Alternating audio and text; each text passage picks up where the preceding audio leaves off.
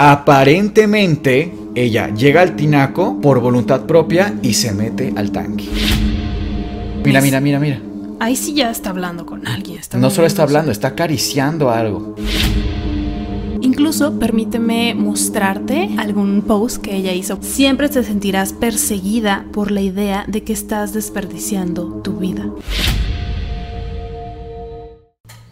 Bienvenidos al Antipodcast. ¿Cómo estás, Miguel? ¿Qué historia contaremos el día de hoy? Hoy vamos a contar una de las historias que más nos han pedido en la historia del Antipodcast, el misterioso caso de Elisa Lam. Elisa Lam era una chica que en el momento de los hechos tenía 21 años.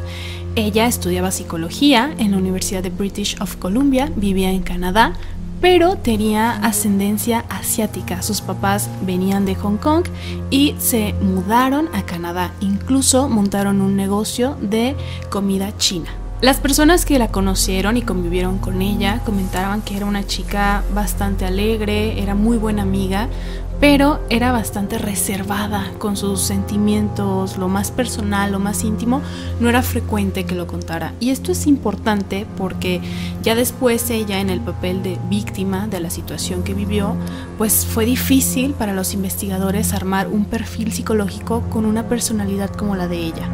Otro punto importante es que ella era muy activa en sus redes sociales.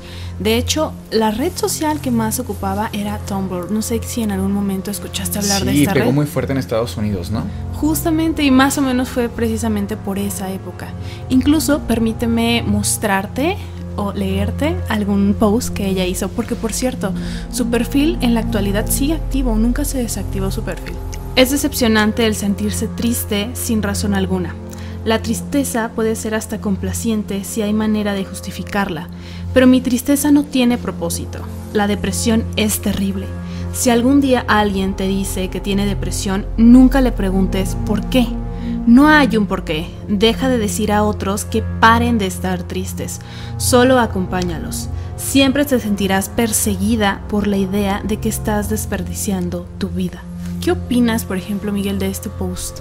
Pienso que podríamos verlo desde dos aristas. Una es que ella era una persona con depresión y la otra que finalmente nos comentas, ella estaba estudiando psicología y tenía el conocimiento de que la depresión tiene este componente tripartita, el social, el psicológico propiamente y el biológico. Entonces decirle a una persona échale ganas es bastante inútil cuando no depende de la voluntad de la persona que tiene depresión, sino de la serie de factores, y ella conocía este tema. Tiempo después, debido a la investigación que hubo sobre su caso, se descubrió que ella recientemente había sido diagnosticada con trastorno de bipolaridad.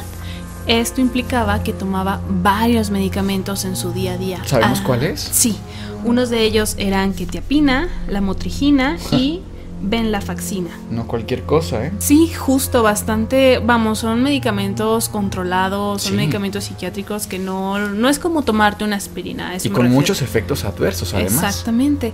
Incluso sus papás comentaron que era algo que mucha gente no sabía porque ella lo mantenía en secreto. A la fecha, sus amigos, la mayoría, no conocían de este trastorno que ella padecía. Pasemos ahora a la línea de tiempo. Todo inicia el 26 de enero de 2013, cuando Elisa comienza su viaje desde Canadá y llega a California. Ella primero llegó a San Diego, estuvo ahí un par de días y después se fue a Los Ángeles. En Los Ángeles se hospedó en el Hotel Cecil, que es un hotel muy famoso, hoy tiene incluso otro nombre, pero es un hotel que de hecho fue creado en 1924. Este hotel pasó por una serie de épocas que lo demeritaron mucho.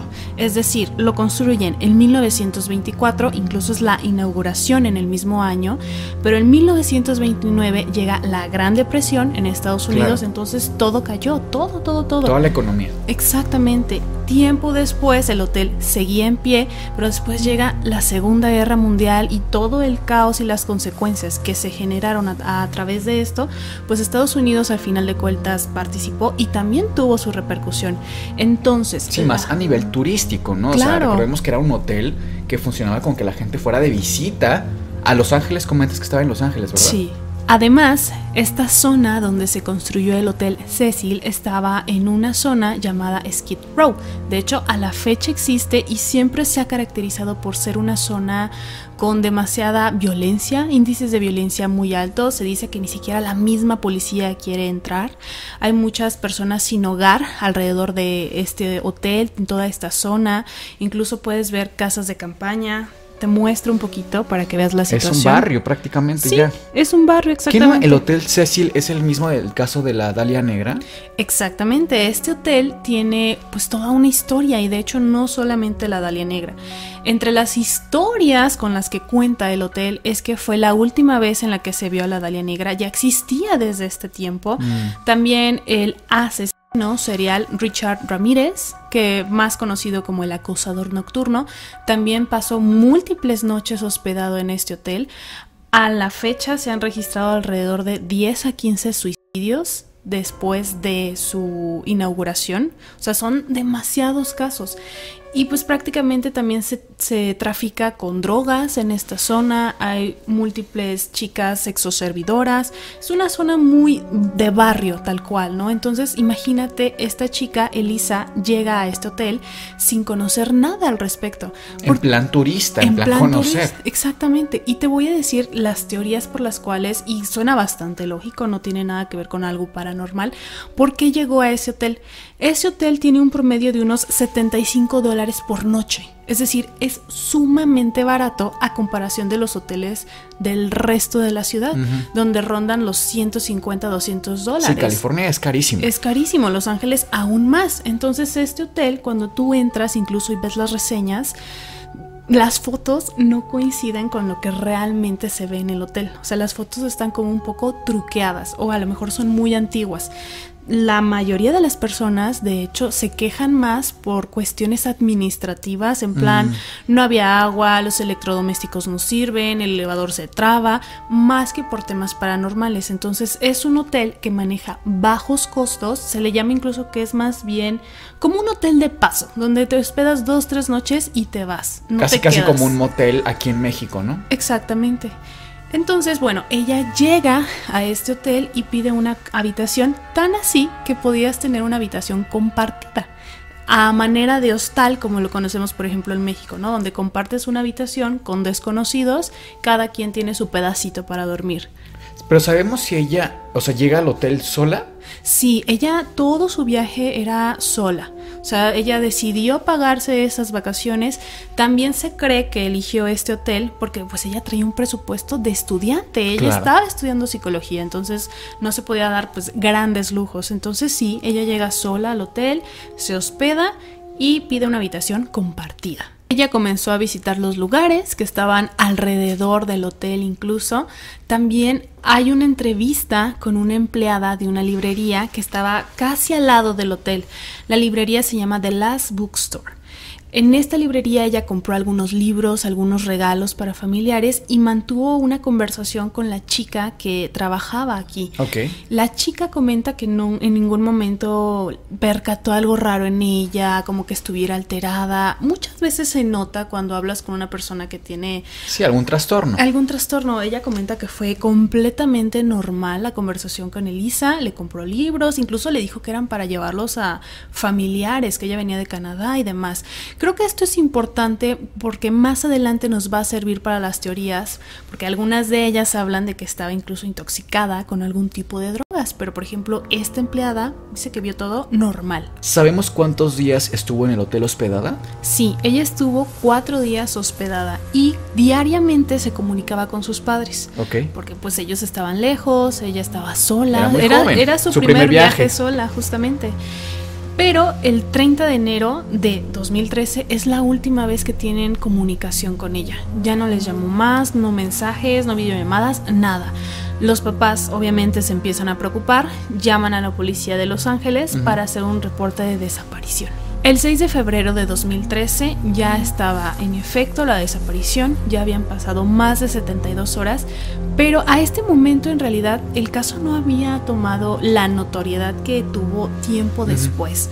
Era básicamente un caso más de desaparición de turistas que es muy común, de hecho. Incluso más cuando son mayores de edad, pues no les dan la importancia, ¿no?, deseada. Para este momento, los papás de Elisa ya estaban en Los Ángeles, habían decidido viajar de Canadá a Los Ángeles, pues para llevar el tema de la investigación mucho más cercano. Dieron algunos detalles importantes, la policía llegó al hotel, registró, pero no se encontró nada muy importante hasta el momento. El 14 de febrero hay otra conferencia de prensa justamente para dar a conocer más el caso, y es este momento el boom del caso, porque es cuando sale el ya famoso video, incluso viral, del elevador. Ella está dentro del elevador del hotel justamente, pero tiene una actitud bastante extraña. Te voy a mostrar el video para que me digas qué piensas de esto.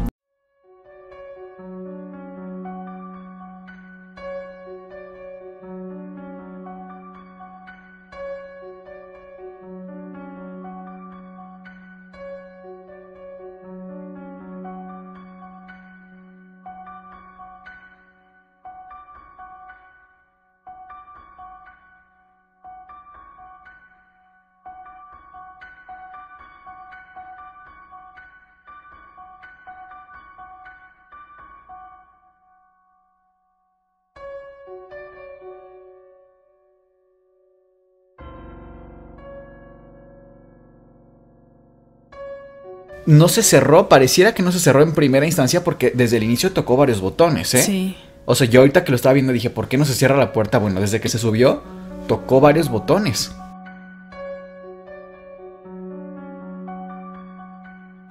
Tengo una pequeña teoría respecto a esto. La mayoría de las quejas de este hotel, y también por eso es tan económico, es que falla todo. O sea, está en pésimas condiciones. Mira. Ahí sí ya está hablando con alguien. No solo está hablando, está acariciando algo.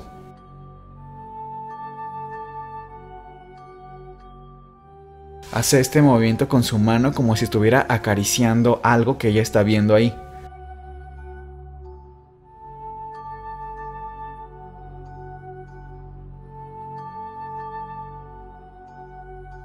Pero en ningún momento el elevador se cierra. Un elevador cuando no lo ocupa se cierra. A lo mejor no baja del piso o sube, pero cierra la puerta. Y ya ni siquiera está cerca como para que detecte que hay alguien cerca, una persona, y diga, ok, me quedo abierto.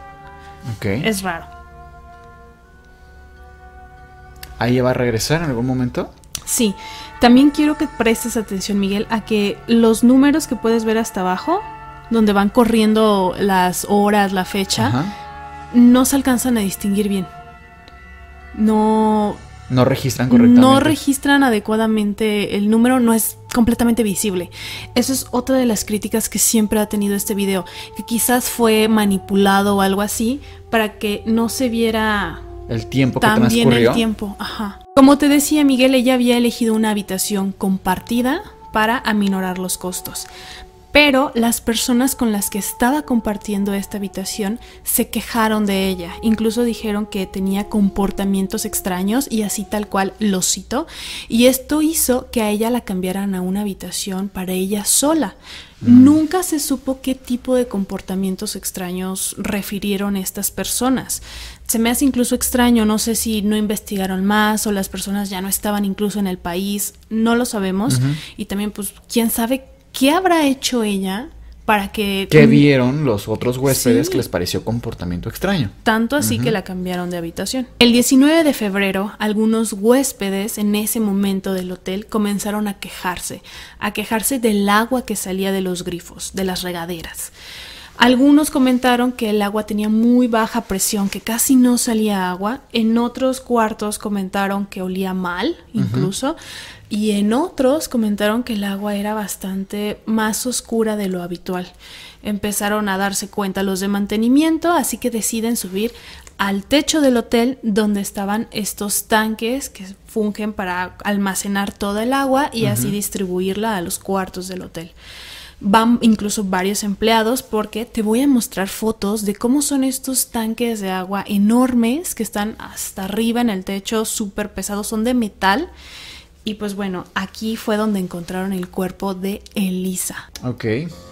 Se supone que encuentran el cuerpo en uno de estos, dentro de uno de estos. Adentro de uno de estos tanques. Cuando destapan el tanque, tiene una tapadera bastante grande, pesada, es de metal.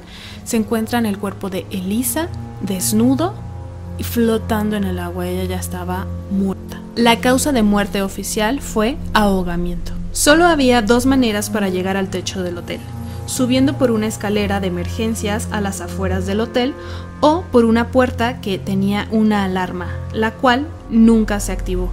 La ropa que se le ve vistiendo en el ascensor estaba flotando junto a ella en el tanque de agua. No se sabía si ella se quitó la ropa o alguien más lo hizo, y la aventaron junto a ella al tanque. Hasta este momento, las teorías de la policía eran 3. Ella misma se quitó la vida, fue completamente intencional. La número 2 es que fue un accidente, que se cayó por accidente al tanque, cosa bastante extraña. Y la número 3 es que alguien la tiró a este lugar, ya sea que le hayan quitado la vida en otro lugar y la depositaron en este tanque, o en el mismo techo le quitan la vida y luego la depositan al tanque. ¿Sabemos si su cuerpo presentaba algún tipo de herida, de traumatismo, de violencia? Le hicieron posteriormente la necrocirugía, la necropsia, y no encontraron nada. No tenía golpes, no tenía hematomas, no ahorcamiento, nada. Incluso también no tenía huellas de violencia sexual. Eso también es importante. No encontraron nada. Justamente por eso la causa de muerte fue ahogamiento. También se hizo un examen toxicológico y no se encontró ninguna droga extraña, porque al principio, cuando sale el video y antes de que se encuentre el cuerpo de Elisa, pues la gente comenzó a teorizar que ella estaba drogada, que estaba, no sé, tenía algo tóxico en su cuerpo. No se encontró ninguna droga extraña ni alcohol en su cuerpo. Como te había dicho antes, ella sufría de trastorno bipolar y sí hubo restos de medicamento incluso en su hígado. Había estos restos de los medicamentos que ella consumía, pero no se encontraron todos los medicamentos que ella consumía. Como viste, eran varios y en ese momento no se encontró todos. Entonces se teoriza que al menos ese día, su último día con vida, no se tomó todos sus medicamentos por alguna razón. A ver, hagamos una recapitulación entonces. Elisa llega de vacaciones, se hospeda en el Cecil, está 4 días aproximadamente. Tiene un comportamiento extraño prácticamente desde que tiene contacto con sus roomies, con sus compañeros de habitación. La cambian de habitación. Ella, este día que aparentemente fue el último día en el que estuvo viva, tenemos reporte de un comportamiento francamente extraño en el elevador. Además, el elevador parece no funcionar o funcionar de una forma extraña. La alarma que podría sonar de que ella subió no sonó. El otro camino aparentemente fue el más viable para que ella subiera.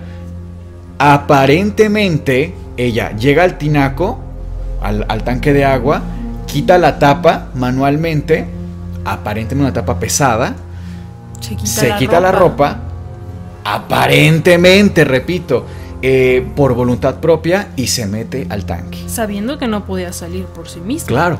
En efecto, así fue como lo describes, pero a mí sí me parece muy extraño, muy particular, como una chica tan delgadita, ascendencia asiática, era pequeñita, ella sola puede alzar la tapa de metal, lanzarse al agua. Me parece un poco extraño, o como que tuvo que haber una serie de sucesos que todo se prestó para que pudiera resultar en algo así.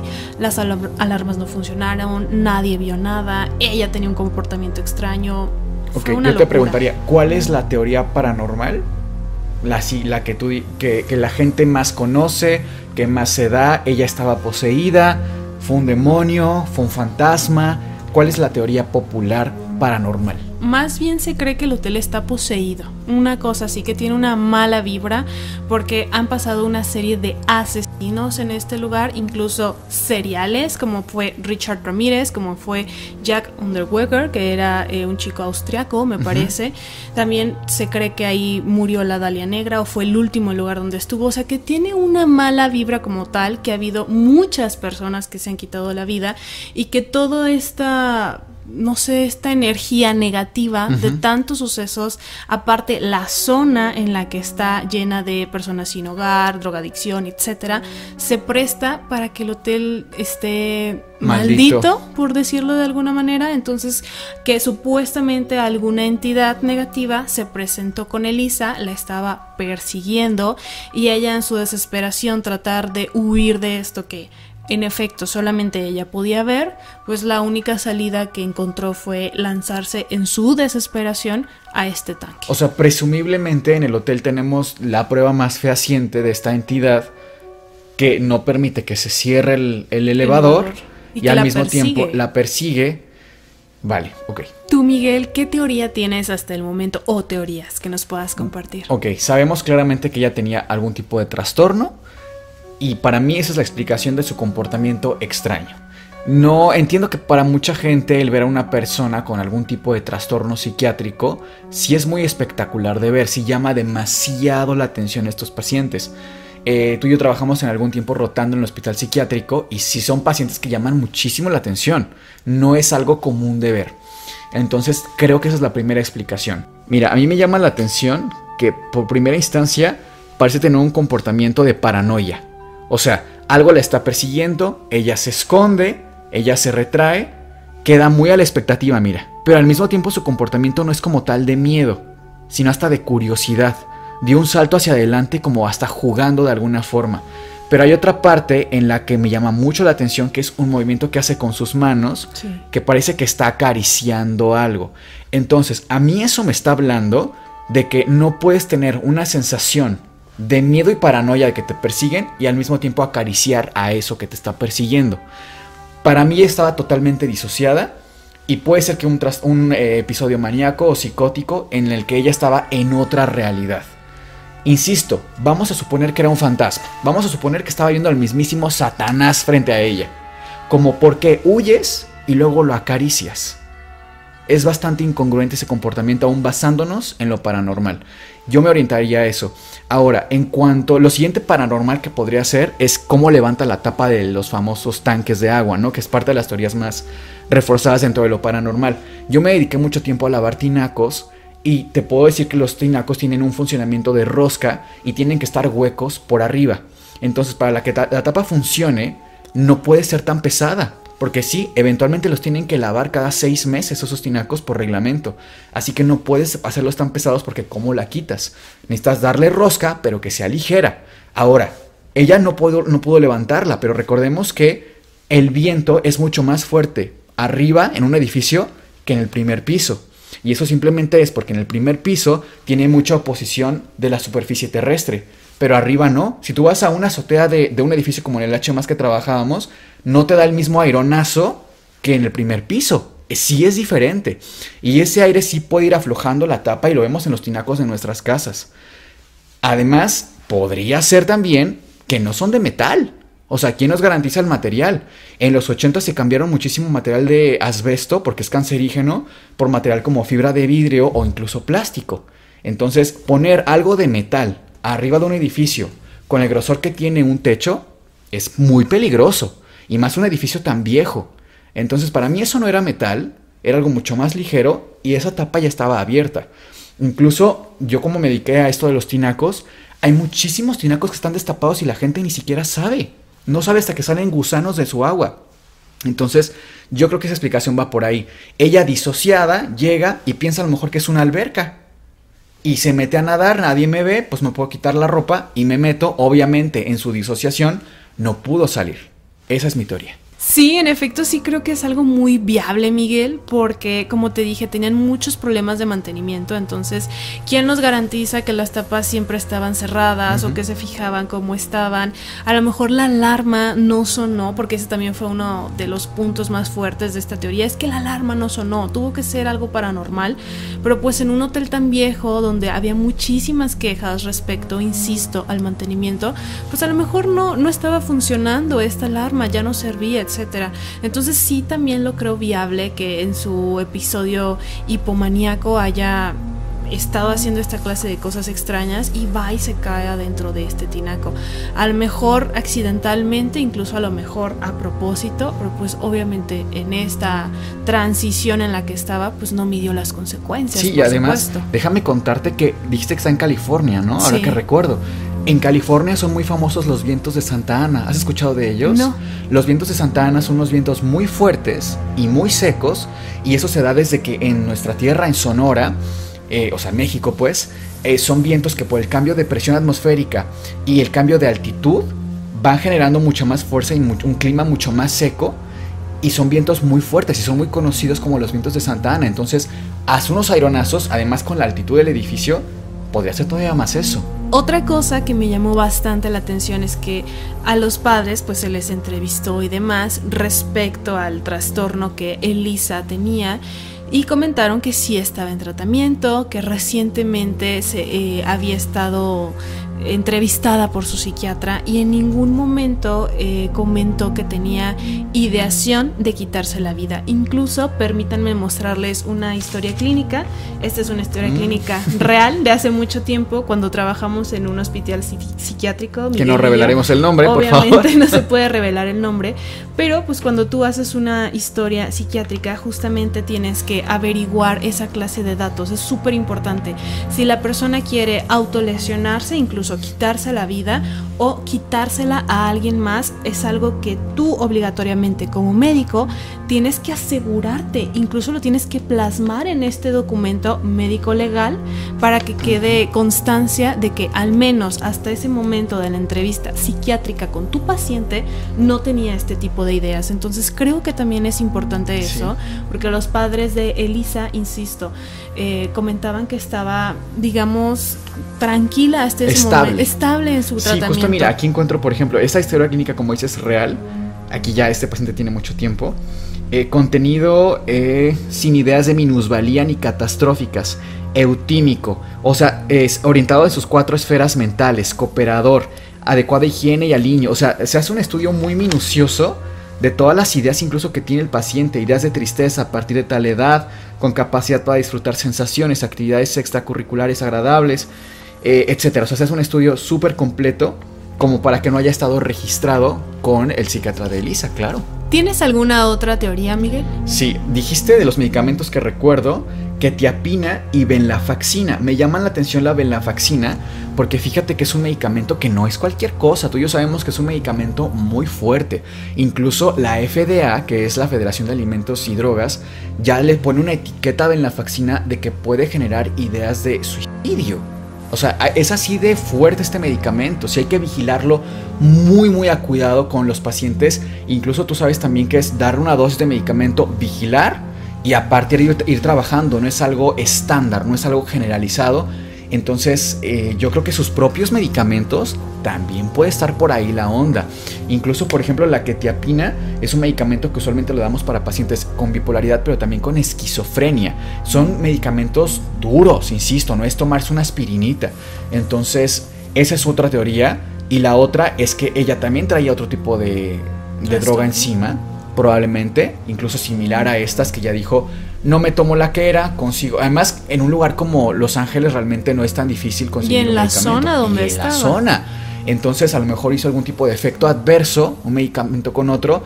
Y esos medicamentos también te pueden causar alucinaciones, por ejemplo. O sea, ya con solo los medicamentos prácticamente armamos todo el caso.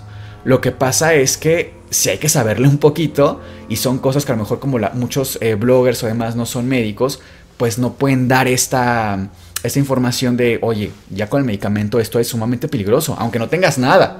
Si yo te doy ahorita venlafaxina, tú puedes tener ideas de suicidio. Oye, Casi, ¿tú qué teorías traes? Que seguramente traes varias. Sí, traigo varias. Algunas son las más populares, es decir, no precisamente concuerdo o estoy a favor de ellas, pero creo que es completamente válido comentarlas también, incluso verles los pros, los contras.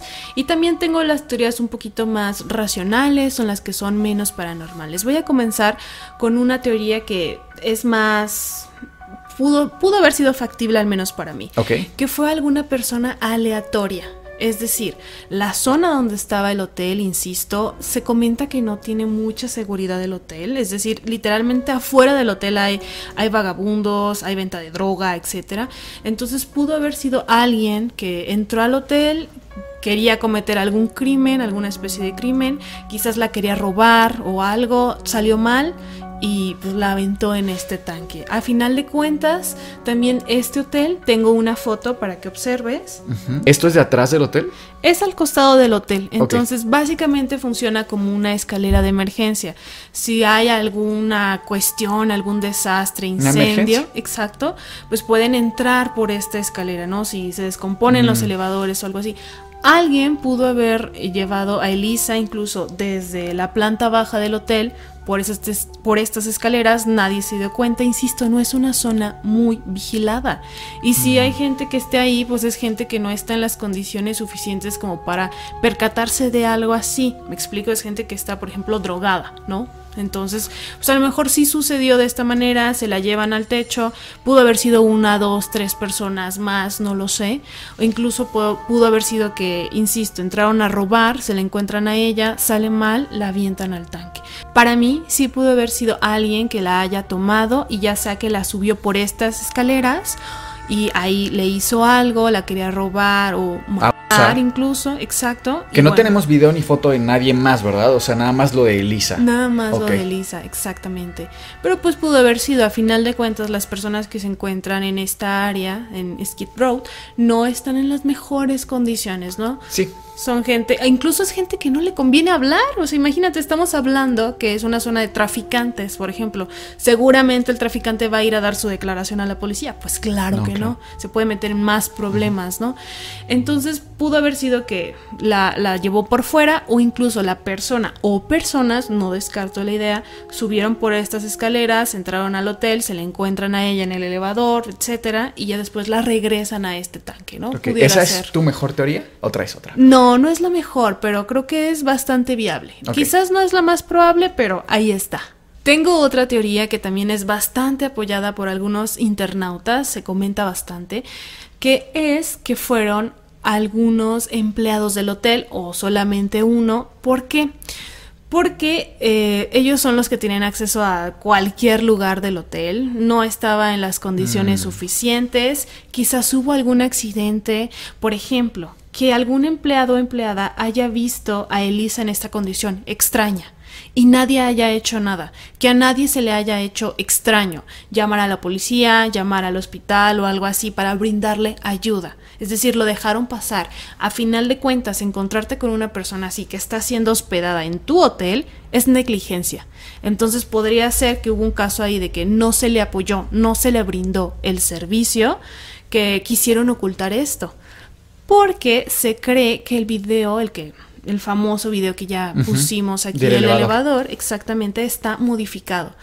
Que lo hicieron más lento a propósito, justamente para que se vieran más extraños sus movimientos. Hay un youtuber llamado Cody que pone el video a una velocidad más rápida, incluso comparándolo con un video de otro tipo de ascensores en otro tipo de situaciones, y si el video corre más lento.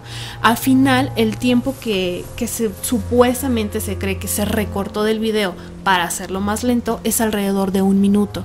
Entonces se cree que ese minuto que se le quita al video original del elevador fue modificado porque ahí sí se veía alguna persona, algún empleado, algo del hotel con quien sí interactuó Elisa, y esa persona pues incluso podría tener consecuencias legales por no haberla apoyado, no haber estado en la situación y ignorarla, no haberle dado la importancia. Pudiese ser que era alguien incluso de poder, cercano al dueño o algo así, que lo hicieron para encubrirlo. ¿Te acuerdas que te comentaba cuando veíamos el video que los números que aparecen hasta abajo, que van corriendo, se veían bien? No se ven bien y nunca se vieron bien. O sea, no es una cuestión de YouTube o algo así. Siempre se vieron borrosos. Se cree que justamente para tratar de maquillar esta situación, ¿no? Otra teoría que también tomó fuerza tiempo después es que Elisa fue parte de un experimento biológico. Para ese tiempo hubo un brote de tuberculosis justamente en esa zona de Los Ángeles, en Skid Row, y de hecho ha sido la epidemia más grande de la zona para esa década. Fue el caso más grande que hubo de tuberculosis. Se cree que alguna organización gubernamental infectó a propósito a Elisa con tuberculosis. Después dejaron su cuerpo en este tanque para que se mantuviera dentro del agua, porque la teoría se sostiene con que la tuberculosis puede ser diseminada por medio del agua, cosa que es falsa. No es cierto, claro. Exactamente. Pero la finalidad de esto era infectar a todas las personas de la zona, hacer una especie de limpieza, porque al final es gente que le cuesta mucho dinero al gobierno mantener viva, ¿no? Básicamente. Delincuentes, secuestradores, demás cosas, ¿no? De la zona. Okay. Entonces, mediante el agua contaminada, podrían eliminar a estas personas. También esto se sustenta que el hecho de infectar a tantas personas iba a aumentar el número de ventas de la empresa que vende las pruebas ELISA, que son unos kits diagnósticos que tienen en Estados Unidos para identificar la enfermedad, para identificar tuberculosis.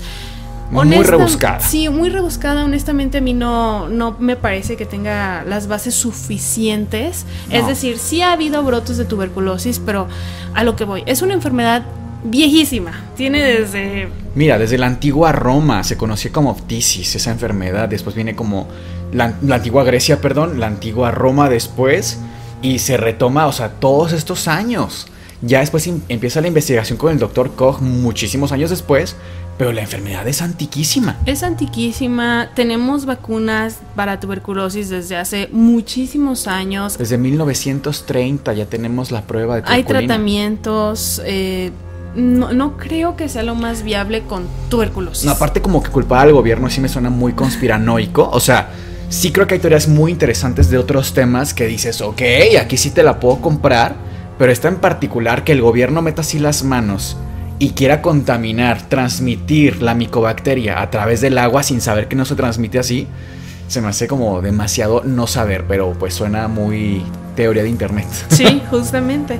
Incluso mencionaban que por eso ella tenía el brote psicótico, porque hay un tipo de tuberculosis que no siempre es en los pulmones, sino es meningia. Pero no se sustenta porque el periodo de incubación para una tuberculosis meningia, es decir, que realmente llegue al cerebro y pueda ocasionar este tipo de síntomas, de alucinaciones y demás, o sea, que ya esté afectado el cerebro, es mucho más amplio. Es de 2 a 10 semanas, que ese es el tiempo en el que tú te infectas y tú presentas los síntomas. Entonces ella solamente estuvo 4 días en Los Ángeles. Sí, no coincide para que haya sido tuberculosis meningia y haya estado alucinando. Entiendo de dónde viene esa teoría, porque virtualmente toda la tuberculosis puede afectar casi cualquier órgano, aunque sea por supuesto extrapulmonar. Pero como dices, el tiempo de incubación no da. No da por ningún lado, da que haya estado enferma de tuberculosis, específicamente meningia, es decir, cerebral, y que haya presentado esos síntomas. Entonces, incluso la teoría va más allá, Miguel, que ella fue el paciente cero y por eso hicieron la prueba ELISA. La prueba ELISA se conoce ELISA desde el 1970, 71, por ahí fue en Suecia, me parece, que sale la prueba. Digo, desde antes la prueba de tuberculina la veíamos ya con Mantoux, por ejemplo, ya trabajada. O sea, para que se den una idea, la prueba de tuberculina se empieza a trabajar casi en la época de Van Gogh. Estamos hablando de Van Gogh, 1888, por ahí. Ya después viene toda la demás prueba que estamos hablando, pero años después, en los 70s. ¿Esto en qué año ocurrió?